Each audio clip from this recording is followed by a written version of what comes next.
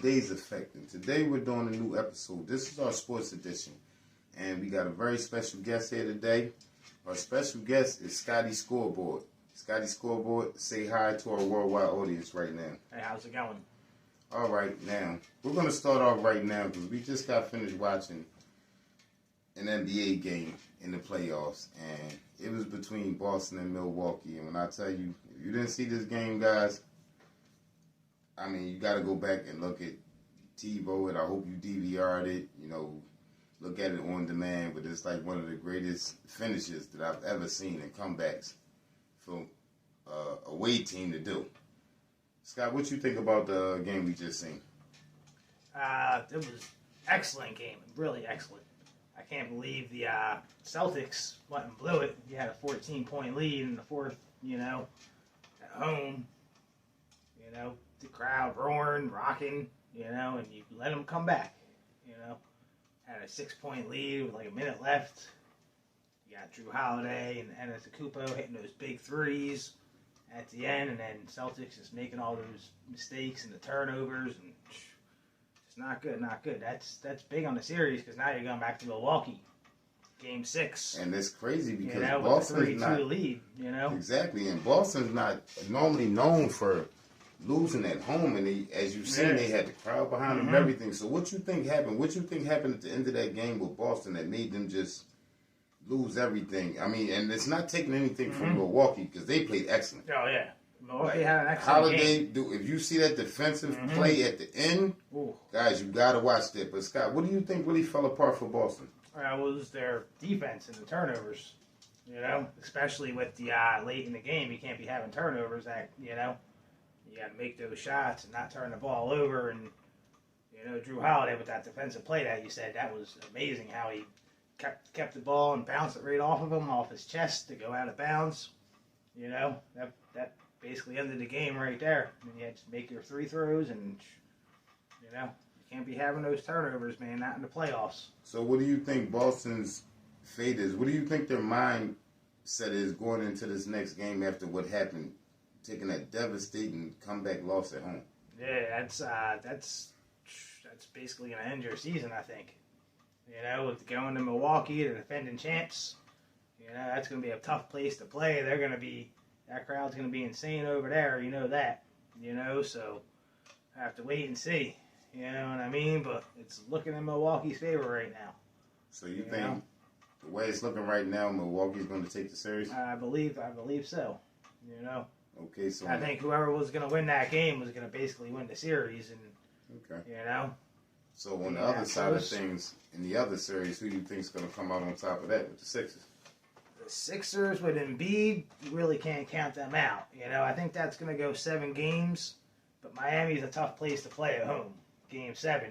Well, the only thing, and it's not an insult to the Sixers, I'm just saying it objectively from what I've seen, it seems like the Sixers only been consistent in not being consistent. Yeah. So what do you think the Sixers need to do, since that's something that's close to our area? What do you think the Sixers need to do to change things? Because there's a lot of Sixer fans in this area. We're from Atlantic City, New Jersey, but it's a lot of Sixer fans here. So right now it's basically trying to have James turn back time.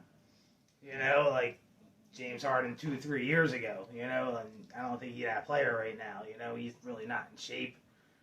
Not like he used to be, but he did have that big game two games ago, so, him in front of the Sixer crowd tomorrow night should be good to see. Hopefully I can pull that off and at least go back to Miami Game 7. So, overall, Scott, who do you think is going to take it at the end? I think Miami's going to take it in 7. Miami? 7 games. Yep, Miami in 7 games. And then Miami-Milwaukee. That's going to be a tough game. Who's going to be the champion? Coming out of the East, I think it's going to be Milwaukee again. Think Milwaukee? Yep, because they're going to get Middleton back and, roll with that, and then out of the West, I believe it's going to be the Suns and the Warriors fighting it out in the Western Conference, and That's going to be a good series. That's going to be a real good series. You got the, you got the Warriors with all that experience, you know, and you got Chris Paul and the Suns, you know, he's always good. So, well, I know it's still early and it's a long shot, but yeah. NBA champions this year. Let me hear you call it, Scott. So in those two finals, I'm gonna go Milwaukee over the Heat. I'm gonna say maybe 6 games, and then Warriors over the Suns. I think that's gonna go 7. Okay. 7 games with the Warriors. If you're betting people, listen to these odds. This guy knows the stats. So and then you got the finals. That should be a good final. Warriors and the Bucks.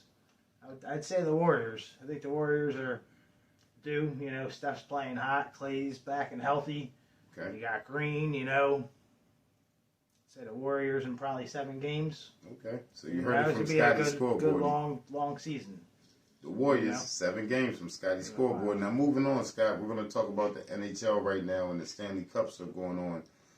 I'm not too familiar with hockey. I've lost track with it over the years, but catch our audience up with what's going on with the Stanley Cup and the current state of the NHL right now. The NHL, well, now they got ESPN, so you can find most of your finals games, the Stanley Cup finals games on ESPN, ESPN2. They've been having the first round series a lot. Colorado is your team out in the West. They're good, you know. They won their first round series. They only won the sweep.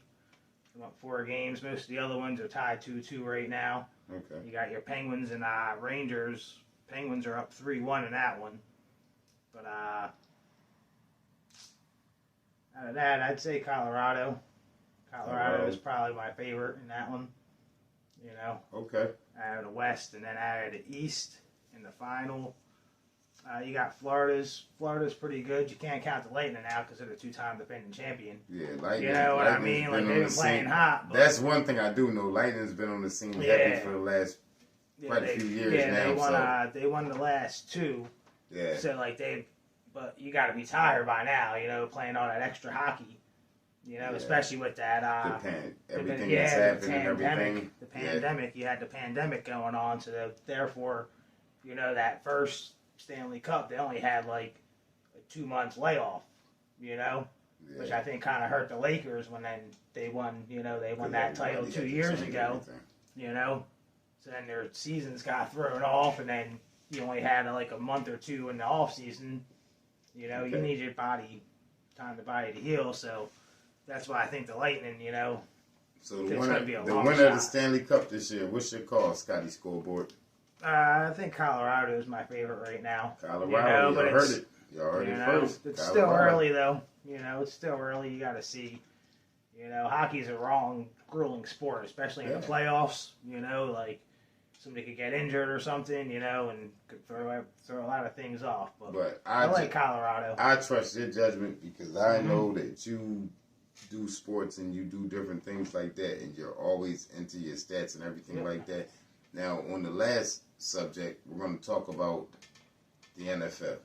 Now, we just had the NFL draft right now, and it's a lot of speculation about certain teams and everything. What do you think is the outlook on this new season of the NFL, and give our viewers some of the things you think they might be able to look forward to, like what teams you think are going to prosper, or what teams you think are going to be overrated and not do anything?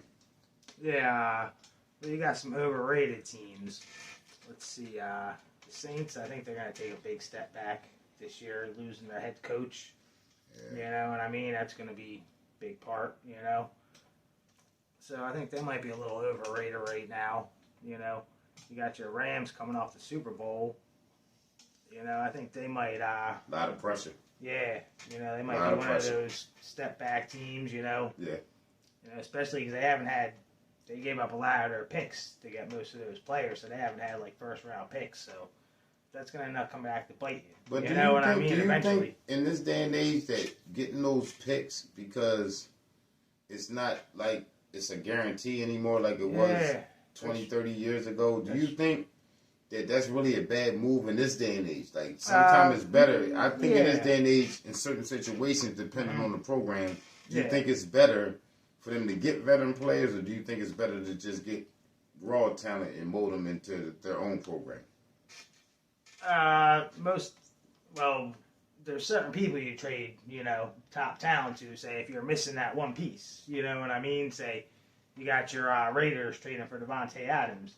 I'd give up a first round pick for that, definitely. Devontae Adams is one of the top receivers in the league. Like they're missing that big playmaker receiver. Yeah. So that's going to help them out a lot this year. That West is a stacked division, so you're gonna need to score some points with Kansas City and the Chargers. Absolutely. Especially Russell Wilson now in Denver. Anybody with a powerful offense. But what do you think about this new draft class? Do you think any players that are coming out of this draft are going to make any significant difference on any teams? And if so, what players do you think are going to make a headline difference on any team? I'm looking at that receiver from the Jets, Garrett Wilson. Coming out of Ohio State. Got drafted by the Jets, number 10 overall. Good program. I think he's gonna be a big target for Zach Wilson, who they drafted last year. He needed that receiver. They don't really have those weapons. Okay. He's gonna be good. And he also got Jamison Williams, who got drafted by the Lions. Okay. From Alabama. He's coming off an injury, though. He tore his ACL, so he's going to miss probably the first 8 or 9 games. But once he gets rolling, he's probably the best receiver in the league. I would like to see Detroit do well, just because they had just such a that was a terrible good pick spin by them. They moved up to get him, so they're going to have a plan for him. But I'm looking for those two guys right now. That's the top of your class of the draft. Yeah, pretty big years receiver-wise. What about defensively? Defensively, you had some sack people, Okay. which goes to the Lions also with the number 2 pick, the Hutchinson. Okay. He's coming out of Michigan. He's really ready to play, and plus he's going to be playing in his home state. Wow. Coming out of Michigan, going to Detroit. That should motivate him. You know what I mean? So he's going to have a lot of family and whatnot in his games, Okay. So he's going to want to play good, for them and whatnot. So, it should be interesting, though, to see. Yeah, we got a lot of sports coming up. Mm-hmm. Well, guys, I just wanted to introduce you to Scotty Scoreboard. You're going to see him a lot. He's going to do a weekly show on sports. I want you to like, subscribe, comment, and if you have any questions or anything you want Scotty Scoreboard to address on his show, please let him know. He's going to be on the Cold Days Effects once weekly, maybe twice, depending on what you guys want to hear. You got to send in the comments. You got to let him know what you want him to talk about. He covers all sports from combat sports, NBA, NFL. This is why we call him Scotty Scoreboard. Scotty Scoreboard. Yeah. The schedule release is tomorrow, so next week. Okay. I'll give you my thoughts on that. Okay. How that schedule looks out. So next week, Scotty Scoreboard is going to come in, discuss the schedule, and let you know how everything works out. This is another episode of the Cold Days Effect. Stay tuned, because we got so much for you. We love you. See you later. Good job, brother. Yeah.